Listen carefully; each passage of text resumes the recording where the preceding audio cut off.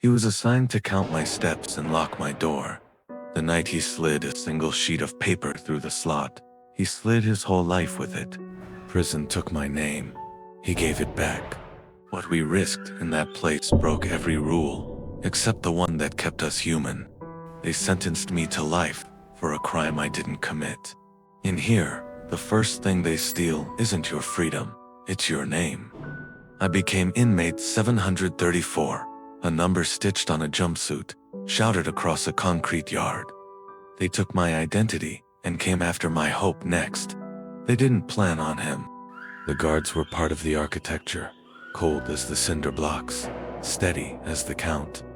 Officer Evans fit the blueprint, tall, close-cropped, broad shoulders, expression that said nothing.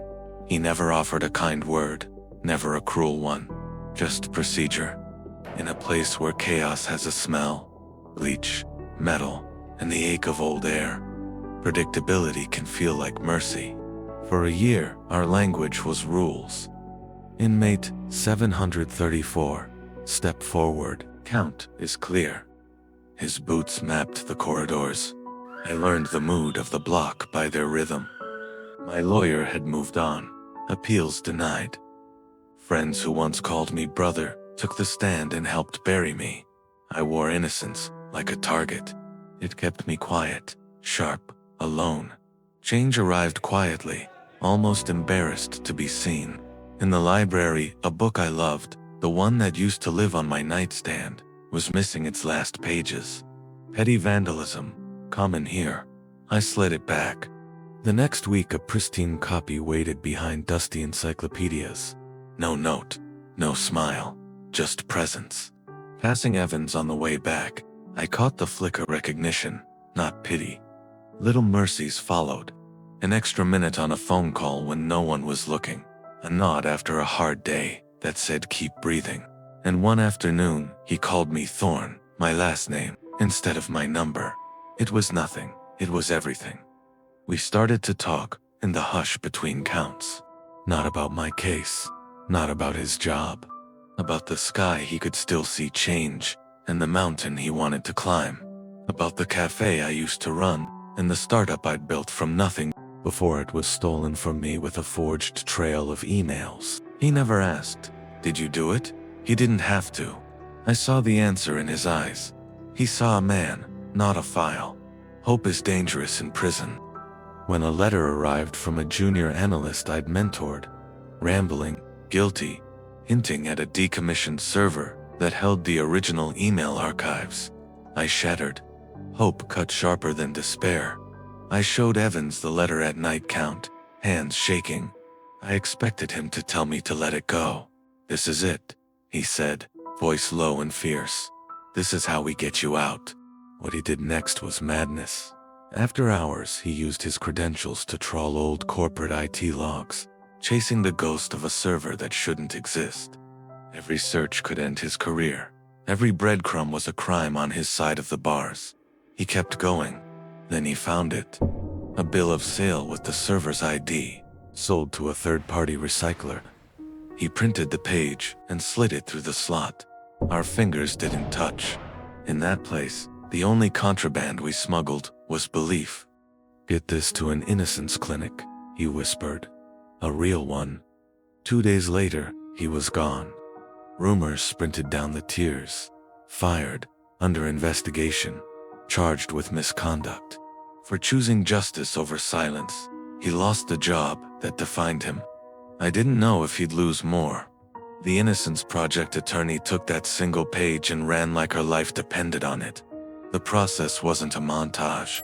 It was 18 months of filings and hearings and nights I didn't sleep. The system resists admitting it's wrong. It digs in its heels. Through it all, I didn't hear from Evans. I didn't know if he was free, or if my freedom would cost him his. On a rain-washed Tuesday, my lawyer arrived, shaking, smiling. They had located the server. The original emails proved what I had screamed the day I was arrested. Exonerated. Walking out felt like learning to breathe in a new gravity. The air tasted sweet and heavy in mine. People think freedom is a gate swinging open. Sometimes it's a person who refuses to look away. but Evans had paid. He avoided prison by taking a plea.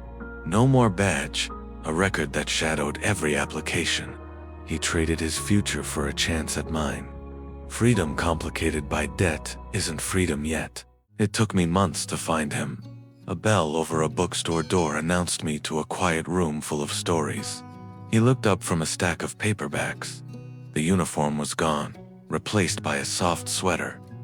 The weariness remained, but it had edges of peace. We didn't move at first. Two men who had survived the same fire, learning to stand in the same light. "You found me," he said, a small, disbelieving smile. "You showed me the way," I answered. There, between shelves, our hands finally met. No steel, no cameras, no rules we had to break to stay human. We were careful inside those walls. We never crossed the line. We saved the leap for the world that could actually hold it. The happy ending didn't arrive with fireworks. It arrived with paperwork. We used the settlement from my civil suit to start. The Open Door Fund. Legal aid for people still trapped by the same machine that almost swallowed me. Evans became the quiet backbone of it. Logistics, research, the kind of relentless patience that once walked the night shift.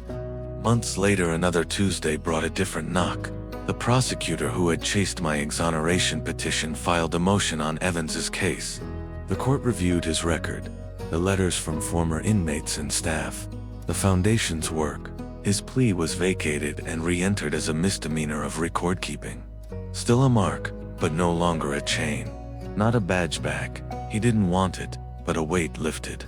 On the anniversary of my release, we drove to that mountain he used to talk about. The climb was slow.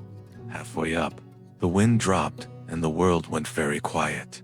He took my face in his hands, steady and sure. "I locked the door," he said. "But I never believed you belonged behind it, and you taught me to believe it too," I said.